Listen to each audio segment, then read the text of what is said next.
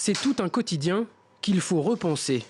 Si Cynthia Chabouineau cuisine et repasse au beau milieu de la nuit, ce n'est pas pour profiter de la fraîcheur, non, c'est qu'elle n'a pas le choix. Les coupures imposées depuis 3 mois par la Compagnie nationale d'électricité deviennent de plus en plus longues.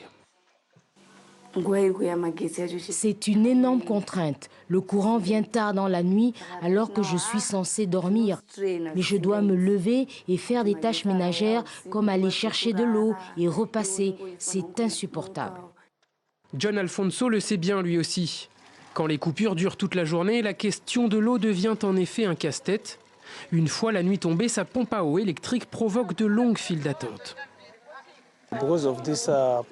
À cause des pannes de courant, nous avons dû changer notre mode de vie. Par exemple, nous avons essentiellement besoin d'eau et pour en obtenir, quand l'électricité revient à 23 h, je dois courir, me précipiter et ouvrir pour que ces personnes puissent accéder à l'eau. Mais les particuliers ne sont pas les seuls concernés. Au contraire, les entreprises paient le plus lourd tribut. En ce moment, cette usine de plâtre ne tourne que 6 heures par nuit.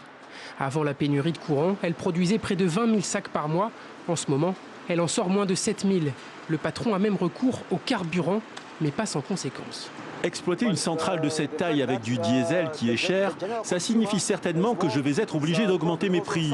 Mais comme les consommateurs souffrent du même problème, le produit finira par coûter cher alors qu'ils ne pourront même pas se le permettre.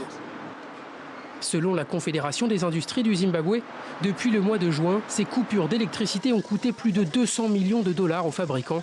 Mais le gouvernement annonce des mesures pour faire face, des importations notamment, mais surtout une hausse conséquente des prix pour les particuliers comme les professionnels.